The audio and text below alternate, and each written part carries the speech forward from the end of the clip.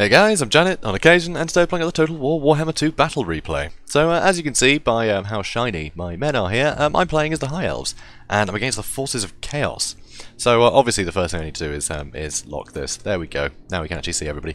So against Chaos, I find it's always useful to have just spearmen. Honestly, a lot of their most dangerous things are large units, right? So just having cheap anti-large, always good, and you do want to have a thin line, right? You do want to be able to spread your guys out a bit.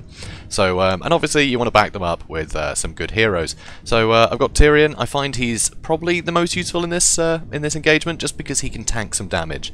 Teclis obviously got the net, he's got a lot of utility, but I find he just gets hunted so horribly by, you know, Shaggoths and things. They can basically just run through your lines. He can be really hard to protect. So, yeah, so I find it risky, honestly. I find it a risky pick. I also have the Noble, obviously great anti-large, and I have the Lawmaster of Hoeth for some healing, Spirit Leech, Melkos Mystifying Miasma. He's just very useful. So, good little goon squad, very useful against Chaos. You definitely want the anti-large, you definitely want the anti-infantry, and the healing is always, you know, a bonus. So, the Spearmen, yeah, they got martial prowess, they got pretty good melee defense, so they will actually last quite a while against, you know, much better infantry, which is why they're so reliable. Also, 2 units of Phoenix Guard. They're basically good against everything Chaos can bring. You've just got to surround them and just, you know, just smash them to pieces, basically. And I'm not going to let him do that. So, 2 units of Phoenix Guard, very useful. And I've got an Athilmar Chariot in the back, because basically I've got enough anti-large. I don't need to have, you know, sort of cavalry to deal with their cavalry or anything. I just want to get their infantry out of the way. So, pin them in place with the Spearmen, and then just keep hitting them with the Chariot over and over. And hopefully that will break their front line, which will be really useful. And then, you know, the Phoenix Guard and everything else can kill everything else. Oh yes, also got the Loathen Sea Guard, because I wanted some ranged, but I also want them to have spears so they can kind of fend themselves, you know, sort of fend people off a bit. It's always useful. And right, let's go see what they brought. So yeah, some stuff everywhere. So you can see he's got a front line of Chaos Warriors, so these guys will win against Spearmen, obviously, but it'll take him quite a while. So that's good. Phoenix Guard will just trash them though. Also, he's got Expiring Champions, which the main purpose I find for Aspiring Champions are to, well, encourage people, right? So it gives a leadership bonus around them. So it's really good for, like, Marauders or things with low leadership, but I don't think Chaos Warriors really need them, and I don't think they need the magic attacks for anything, really. So I'm not sure they're totally worthwhile, though, you know, they are pretty hardy, they will fight for a long time. So, yeah, we'll see. Also, he's got Sarthoreal the Everwatcher, so this guy, good pick, because, you know, he doesn't have a lot of armor, but he's got great missile resist. So it means I can't focus him down with my archers very well. He'll just absorb all the hits, he won't care. So, and he can escape from fights really easily, because you can just charge into a new unit and, you know, bound him around all the time. So it's quite hard to pin down.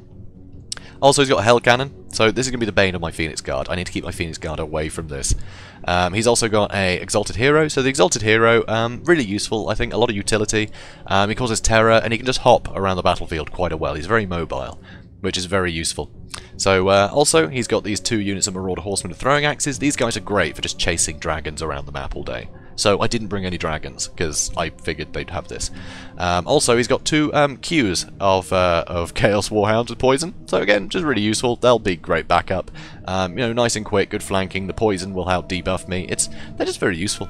So let's speed things up and see how it goes. So, straight away, obviously with the Hell Cannon, and because he's sort of on his own, and these guys are all very slow, I'm just going to get my archers on the Hell Cannon. He's far too exposed here. He should have put that way further back. He could have afforded it, you know, it wouldn't have been a problem to have that further back. It's got great range, but it means he can protect it. I don't know why it's not just behind his lines, to be honest. Maybe he's trying to bait me in, but anyway. So I baited him with my chariots. I sent chariots over here, went, ooh, goody. And they're just going to go straight into my Phoenix Guard. So that's pretty great. So Bombard attack comes down here. It doesn't actually do too much. I kind of get out of the way of it, and then I'll attack the Hell Cannon again. So the Hell Cannon, the artillery pieces are a lot weaker than they used to be. So by shooting at it with archers, I will actually destroy the cannon before I kill all the crew. Which is pretty great. So I'm going to keep shooting. So you can see, oh, he's also got a Gorby's chariot that he had hidden. So that will actually be a real nuisance throughout this game.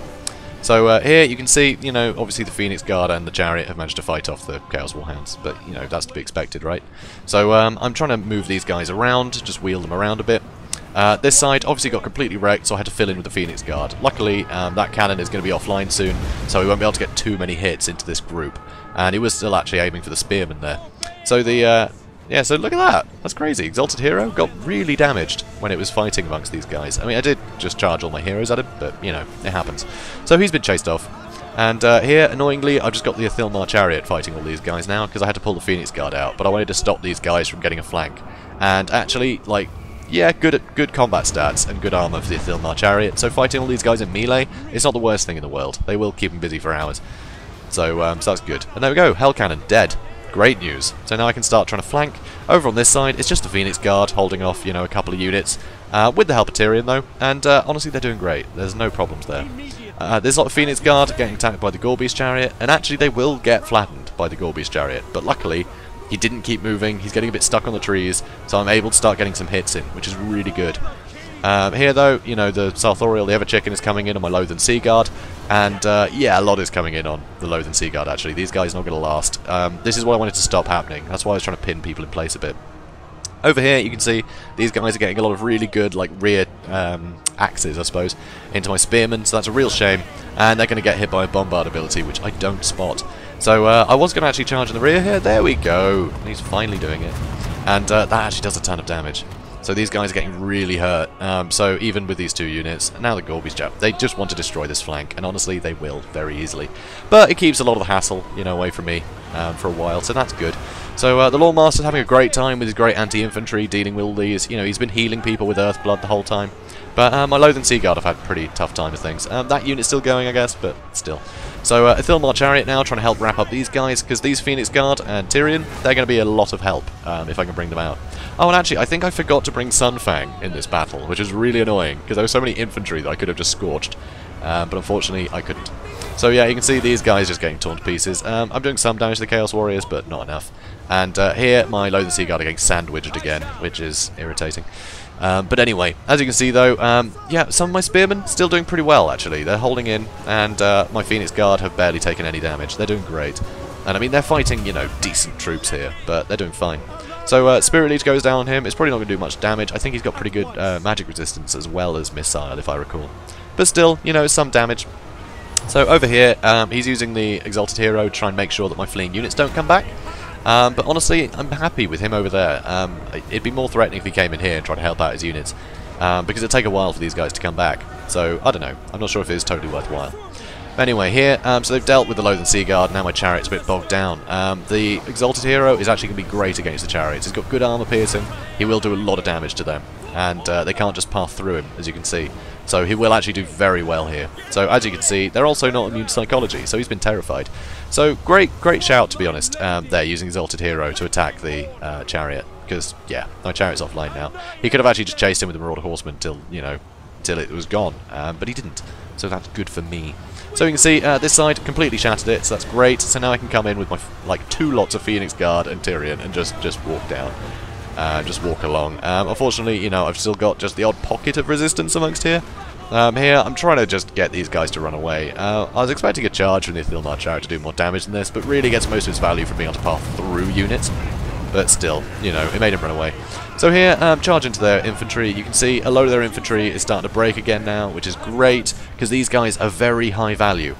They're worth a lot. So now this front line is gone, there's not a lot else that's very expensive. So it will actually start to see army losses triggering. And there we go. So, so that's what's a bit dangerous with Chaos as well. You need to win before your front line gets completely destroyed if you're going to bring Chaos Warriors. If you bring Marauders, it doesn't really matter if they run away. It's not really a problem. But with this kind of army, Chaos Warriors will fight pretty much to the last. And so that is so much value that is lost from those units that army losses triggers. Obviously, Sarthoreal is, you know, unbreakable, but he's not gonna win. So he calls it quits. So yeah, I guess the Ever-Chicken survives another day. The coward. Anyway, so but yeah, so great match, Peter Payne. I really enjoyed that. It's a good one. It's a tough match for the Warriors of Chaos, actually. I think you've got to rely more on cheaper infantry.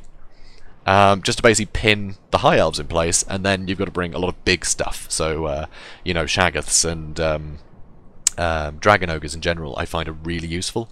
Actually, bring a couple of units of Dragon Ogres, and you can do a lot of sort of cycle charging, but you can sandwich, you know, units, and you can do a lot of damage. And it just means that if they bring, you know, dragons and things like that, you can completely surround them, and there's no escape for them.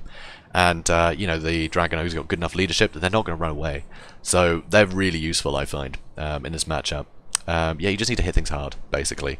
And you can't really rely on having a sturdy front line, I don't think, against the High Elves, because the High Elves do just have a lot of tricks up their sleeve. They've got a lot of healing. Obviously the Spearmen all got trashed, but honestly just a couple of units of Phoenix Guard, which they will bring.